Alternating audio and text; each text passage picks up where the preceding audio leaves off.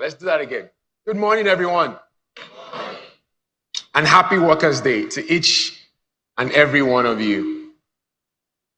I want to start by saying, sending my deep gratitude and appreciation to Pastor Ju and Pastor Toyin for the platform. I mean, it's been 17 years. Just take away 17 years from your age so that you understand just how much. A round of applause. Let's do that properly. Let's do that properly. I also want to thank them for the opportunity, to speak to the world. Really, I feel from the bottom of my belly like I have something to share with everyone today. So hopefully you've been taking some notes. I want to appreciate the previous speakers. I feel like they've done an incredible job. I feel like we can all go home. But a few more speakers to go. And finally, I want to acknowledge the brilliant and beautiful Mrs. B, who's here with me today, my wife. Please help me appreciate her. She was going to be in the Women in Business session, but she knows how inspired I am when she's around. Inspiring me since 2008. And I just want to thank her. Thank you very much, love, for spending time with us. She's also here to make sure that all that I say is the truth, the whole truth, and nothing but the truth. The thing is, usually when I get an opportunity to speak, I think about, and I know speakers do this where you're like, do I want to be admired? Or you ask yourself, do I want to be liked? And none of those two things mean anything to me today. Maybe the like a little bit.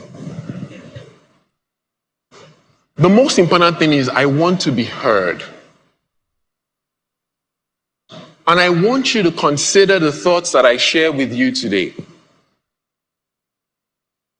And I want you to put some of them to action. So that when next we run into you, you can say to us, oh, there was such and such a thing that you said, and I applied it, and I can see the results. So I'm hoping today that I am heard, that I am clear, and I am understood. Please permit me, let's say a quick prayer. Father, we thank you for the opportunity to work. Thank you because you've blessed us with something to do. And for those who don't, thank you because it is on the way. Thank you for the ideas that we will share here today, that it will be a blessing to us, to others, and to our nation. In Jesus' name, amen. The topic on wealth builders, I want to start with, what is wealth? Because it's important that we come to an aligned position on what we are building before we start to build it. So I want you to take a moment and actually ask yourself, what do you see? When the word wealth, when it's spoken, what do you see? And I want you to take a few seconds and actually write something down. Write something down, if you will, please. What is wealth?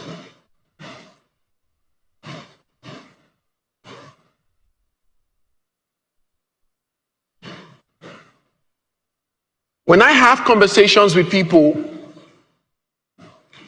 some of you might have said health, because health is wealth. Some would have said it's power or it's position. Every sample that is taken tells us over 70% of people say Wealth is money. Ego. Kalakala. And I think that we stereotype wealth because none of that is wrong. But in words of Chimamanda Adichie, she says the problem with stereotypes is not that they're incorrect. The problem is that they're incomplete. So the single most important thing that I want to share with you today is that wealth is a mindset that produces action, results in a skill, and it impacts the world. Let me say that again. It is a mindset. And that is why you can see that there's people who win the lottery and they go back to being broker than they were. Because they didn't have a mind that had the capacity to hold the wealth, to retain the wealth. So the question that I want to put to us today is, do you have the courage to think about wealth as more than money?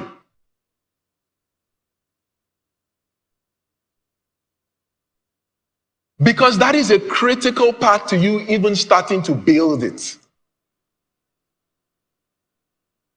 And whenever I talk about this, I always have people say to me like, oh, you know what, like Olumide, it's because you have money now.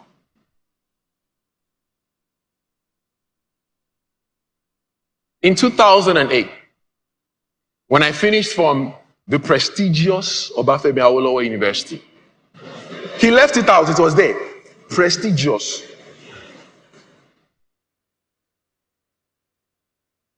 I was looking for a job. And I want to cut the long story short. Eventually, I landed an offer with one of the big software companies in Lagos. I can remember talking to the MD at the time, and he also had finished from IFE many years before me. And he said, really, you're a guy that you understand tech, but you can also sell. By the way, everyone is a salesman, just so you know. You are all selling something. He said, you're a salesman. So made me an offer, and I was looking for a job that they could retain me. And at that time, the salary was 120,000 naira a month. In today's money, it's 550,000 naira. So I'd gotten the offer and I was excited. But then I was posted to a place called Nokia Siemens, NYSC. And for those who are in other parts of the world, it's a compulsory one-year program that you do after university.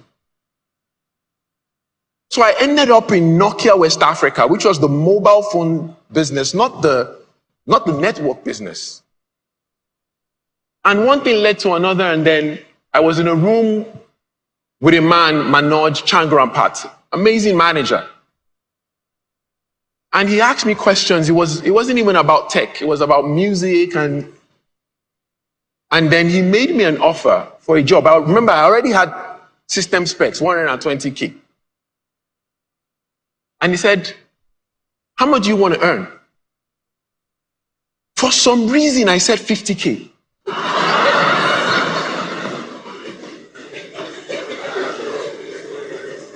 Till today, I still don't understand. Long story short, they gave me an offer for 66,000 naira a month. About that time, I had just read that Nokia had just sold its 1 billionth phone in Nigeria, in Computer Village. As a boy who grew up in Ogba, it blew my mind. I said, you're going to give me a job where I will work on web validation for a product that touches that many people? I will do it for free. I took that job.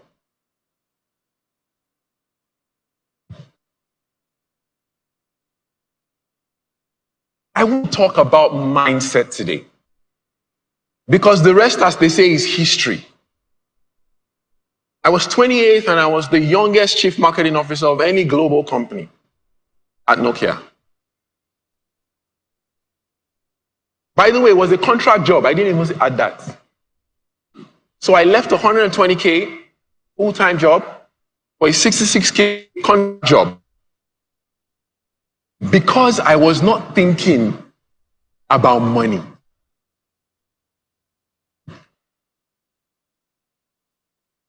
I want to share with you 4 mindsets today. 4 things to help you cultivate your mindset around wealth. The number one thing is, everyone who worked at Google, they know I talk about this. Do hard things. If you want to build a mindset that creates wealth, do hard things. It's very easy to be comfortable. It's very easy to want to stay in your safe space. The problem is that if everything is always convenient, you will never increase your capacity. You must understand that growth comes from the moments where things are hard. I'm looking at all of you today and I want you to start thinking, what are the hard things that I can do at the company where I work right now? The hardest thing. Wealth builders don't do small things. Because Africa has big problems to solve and we will have to solve it ourselves. Hard things. I was flying back from Kaduna yesterday. Everyone says that the north. I told the team, we're not a Lagos team. We're a Nigeria team. 3,400 girls we just trained in AI. You need to hear the stories of these girls. Win. There's insecurity. There's insecurity everywhere. There's school shootings in the US. Everybody still wants to go there.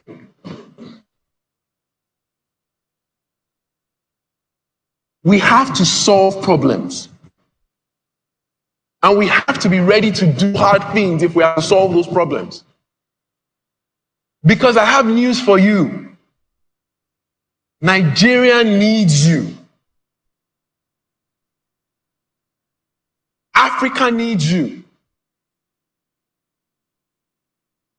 You know, I talked about money, and the problem is that when we go into companies, everybody goes to extract. And we point at leaders and we say that the leaders are not doing the right thing.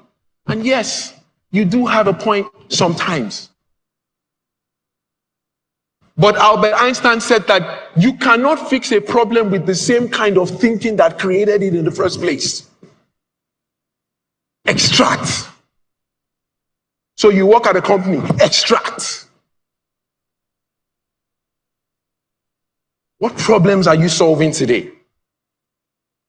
It's not my job. Oh. That's not what they brought me here to do. If you do not do more than what you are paid to do, you will never be paid to do more than what you do. Let me say it again. If you do not do more than you are paid to do, you will never be paid for more than what you do. When you do hard things, you build resilience because you are going to need it. Things will not work all the time. I had a manager that told me, Olumide, you have 10 ideas, only one is going to be taken, and I'll go for that. I'm here for that. Small, consistent efforts over time lead to significant results. So you build resilience, you build a problem-solving acumen, and also you build confidence. So do hard things. If you're finding it difficult, break it into smaller chunks. You want to do something that's big, break it down and start gradually. Gradually, take it step by step. Number 2 mindset. Number 2. Seek significance, not success. And I know you may say, Olumide, what does that mean? What's the difference? Significance is about making impact. Success is about personal gain. And there's nothing wrong with that. The problem is that you are never going to have sustainable happiness. It's just not going to happen.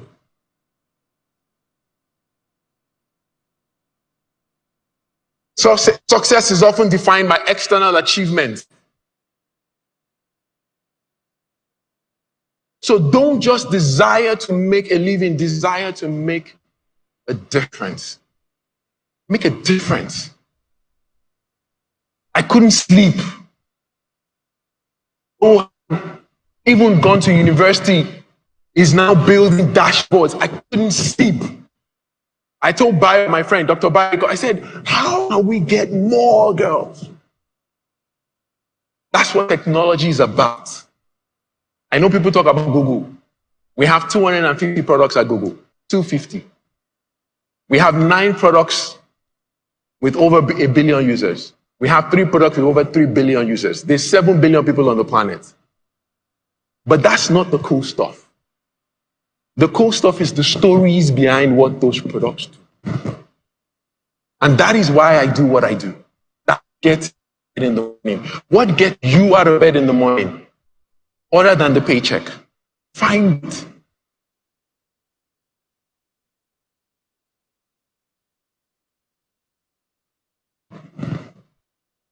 Number 3 mindset.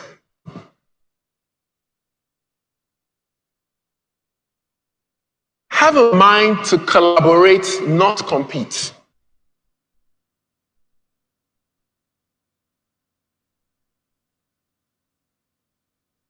See, competition is not for well-built. See, a well-builder is somebody who is looking for other people like him who are going in the same direction to the same destination, thinking about how they help each other accelerate.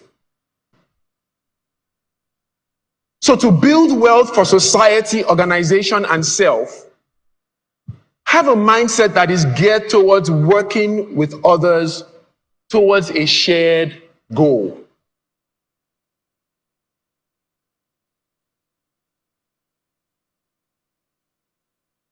I turned on Twitter, and then 2 people are fighting. I'm not going to call names. And I thought, this is not good for us. Collaborate.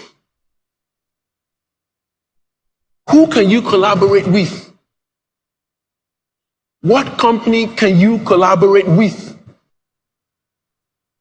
that's got the same vision, that other than money, that you can accelerate each other's efforts? You combine expertise to deliver solutions, innovation, and execution. Think about what you are not great at that the other person is great at. It was wonderful to see Gbemi share about coaches, and I loved seeing women there. I really want women to help more women. I don't want to break any table. Collaborate. Work together. You are going to need it. It's a tough gig. When I get my products team in country, and I'm doing, the first thing I tell them, I said, I'm Africa's #1 seller, but Africa is hard. I'm not gonna do, it's hard. But it's hard for a reason. It's hard because there's a lot of yet made. How excited are you about that? But you're going to need people that when it's hard, you can work together, encourage each other to come through the tough times. There is a lot that you can achieve when you are not thinking about who gets the credit. Let me say that there's a lot you can achieve when you are not who's going to be in the spotlight. Because if you're about impact, what does it matter? The stories is what you want to see. You don't have to be in the limelight.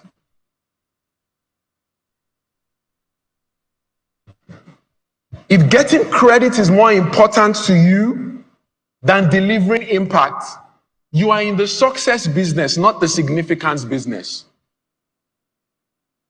The problem with the success business is there's no longevity there.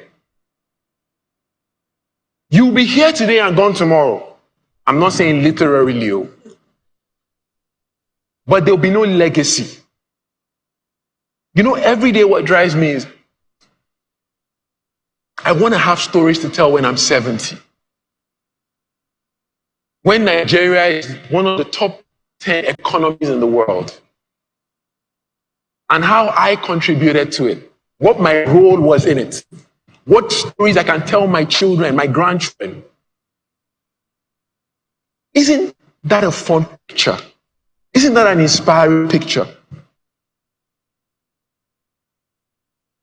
The only person you should compete with is yourself. Be better tomorrow than you were today.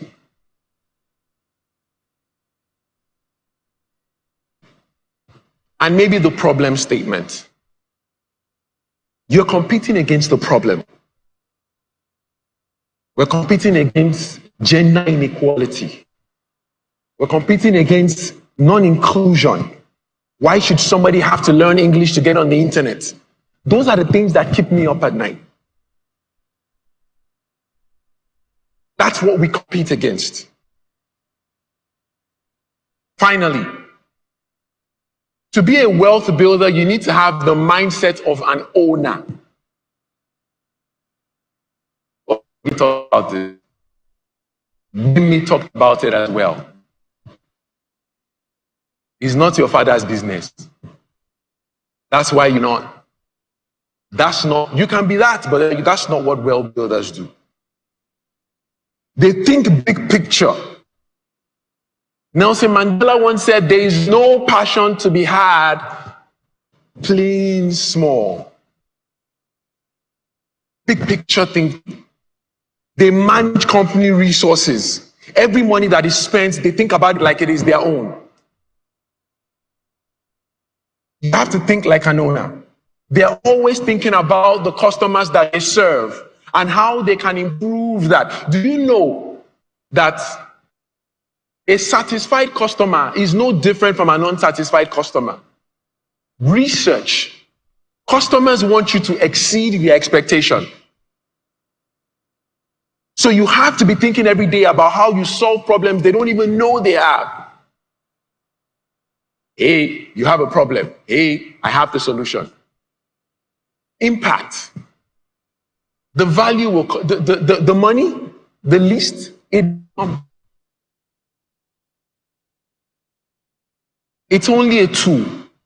It's not an end. To senior level managers, very quickly. I need to do a census at the start, but I skipped it. To senior level managers, I want to talk to you. You have to start a culture of innovation. When I sit with my team and we do year plans, I say, what risk are we taking this year? I've seen all the stuff, that's great. Tell me about the risks. Because if you don't help people think about taking risks, we will not innovate, because innovation in itself is a risk business. You have to redefine failure. It is only a step on the way to success. I used to tell someone in my team, she said, Olumide, I don't like hearing failure. They feel good. If you're not failing, it means you're not trying hard enough. If your scorecard is all green, it means that you weren't really stretching to start with. So I tell leaders, when you pull up and you have all green and you're happy, you weren't stretched to start with. Invest in developing people. Invest in developing people. Invest in developing people. Be clear on what skill am I helping them grow. Not for your company, for themselves. It's fine. If they want to stay, they stay. If they go, they go. Because then if you do it for you, you are also extracting. I want to conclude. The theme is wealth builders. Building anything of note takes time and requires effort. Think about the things in your life today that you're proud of. Didn't you require effort to get there? Didn't it take time? So why do you want to do the next thing? So apply yourself. Give yourself time. I always say that you can't have a baby in 1 month by getting 9 women pregnant. Some things in life just take time. So apply yourself. You may be thinking, why do I need to do all of this? Why do I need to take an altruistic approach to wealth? When I'm still trying to come up, I'm still trying to find my way. A trick, it seems, is to think of your job as refining you into a person of a certain kind or quality. In the end, who you become has always been more important than what you achieve. Who you become follows a different set of criteria. You admire people with integrity. This isn't free. A solid character will cost you friends and money. You admire people who hustle. They work hard to create the conditions for things to happen. You admire people who call it like they see it. No sugarcoating. They speak in stories and numbers. You admire people who work with gusto. You can feel their energy even in a video conference. You admire people who think about others first. They're kind and they build others up. You admire people with high conviction vision. This comes with a nice side benefit. They're usually optimists. You admire people who continually improve. They come at things with a beginner's mindset. You admire people who are grateful. They know they have been warmed by fires that they didn't build. If you find people moving along these directions, take note. Find ways to be around them. Remember, true wealth is not just about what you or the company achieves. It is much, much more about who you become.